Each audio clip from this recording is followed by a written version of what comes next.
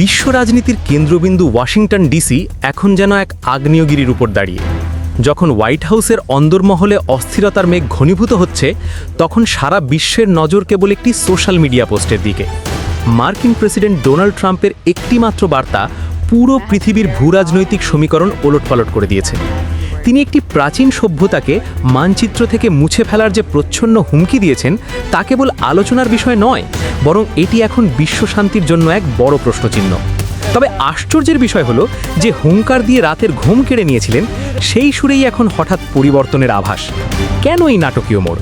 এটি কি কোনো রণকৌশল, নাকি খোদ আমেরিকার ভেতরেই বেজে উঠেছে পতনের ঘণ্টা? ট্রাম্পের এই পারমাণবিক যুদ্ধের হুমকি আমেরিকার অভ্যন্তরীণ রাজনীতিতে এক অভূতপূর্ব গৃহযুদ্ধের জন্ম দিয়েছে। ডেমোক্র্যাট শিবির এখন আর কেবল সমালোচনাতেই সীমাবদ্ধ নেই, তারা সরাসরি প্রেসিডেন্টকে ক্ষমতাচ্যুত করার ডাক দিয়েছে। তাদের প্রধান যুক্তি হলো, একজন ব্যক্তি যিনি জনসম্মুখে একটি পুরো দেশকে ধ্বংস করার কথা বলেন, তার হাতে বিশ্বের সবচেয়ে শক্তিশালী পারমাণবিক কোড থাকা কোনোভাবেই নিরাপদ নয়। মার্কিন কংগ্রেসের ভেতরে এখন 25তম সংশোধনী নিয়ে তোলপাড় চলছে।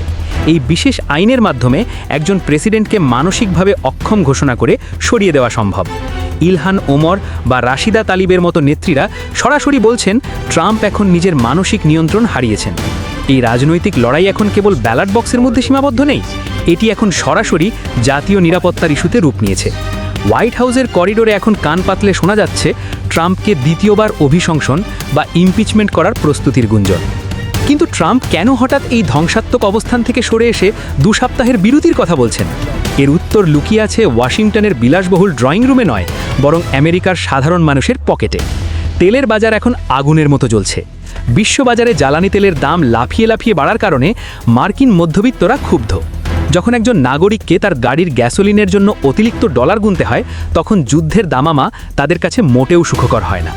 সাম্প্রতিক জরিপগুলো বলছে, আমেরিকার প্রতি 4 জন নাগরিকের মধ্যে 3 জনই ইরানের সাথে কোনো নতুন স্থলযুদ্ধের ঘোর বিরোধী। ট্রাম্প বুঝতে পেরেছেন, বাইরে যতই ক্ষমতা প্রদর্শন করা হোক না কেন, দেশের ভেতরে সমর্থন হারালে তার রাজনৈতিক ভবিষ্যৎ অন্ধকারে ডুবে যাবে। তাই এই 2 সপ্তাহের সাময়িক বিরতি আসলে যুদ্ধের চেয়েও বেশি নিজের গদি রক্ষার একটি কৌশল মাত্র। অন্যদিকে তেহরানের মনোভাব এখন আগের চেয়ে অনেক বেশি কঠোর। ইরান স্পষ্ট করে দিয়েছে যে ওয়াশিংটনের কোনো মৌখিক আশ্বাসে তারা আর কান দেবে না। তাদের মতে আমেরিকা এবং তাদের মিত্ররা গত কয়েক দশকে অসংখ্যবার আলোচনার মাঝপথে বিশ্বাসঘাতকতা করেছে। তাই এবার তারা চাইছে কঠিন আন্তর্জাতিক গ্যারান্টি।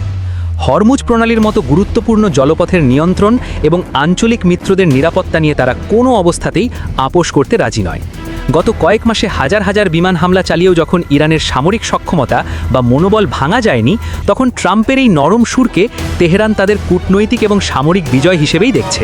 তারা মনে করছে, ট্রাম্প এখন বুঝতে পেরেছেন যে ইরানকে হারানো যতটা সহজ ভেবেছিলেন, বাস্তবতা তার চেয়ে অনেক কঠিন।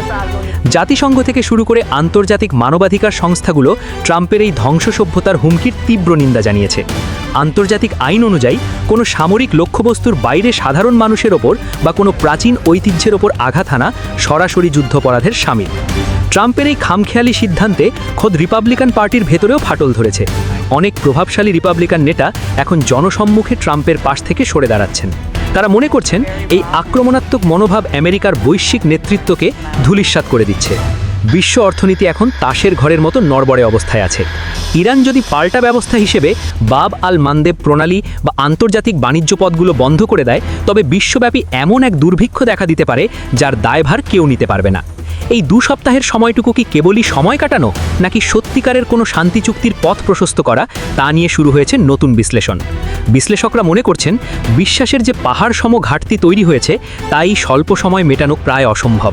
ট্রাম্প হয়তো সাময়িকভাবে তার মুখ রক্ষার জন্য বিরতির ঘোষণা দিয়েছেন, কিন্তু মধ্যপ্রাচ্যের যে আগ্নেয়গিরি তিনি জাগিয়ে তুলেছেন, তা কি এত সহজে নিভে যাবে?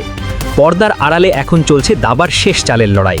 একদিকে নিজের শাসন ক্ষমতা টিকিয়ে রাখার আপ্রাণ চেষ্টা, অন্যদিকে বিশ্ব শান্তি রক্ষার দায়বদ্ধতা। শেষ পর্যন্ত ট্রাম্প কি নমনীয় হয়ে কোনো চুক্তিতে পৌঁছাবেন, নাকি এই নীরবতা কেবল আরও বড় কোনো ধ্বংসলীলার পূর্বাভাস? এর উত্তর পেতে আমাদের অপেক্ষা করতে হবে আগামী কয়েকটা দিন।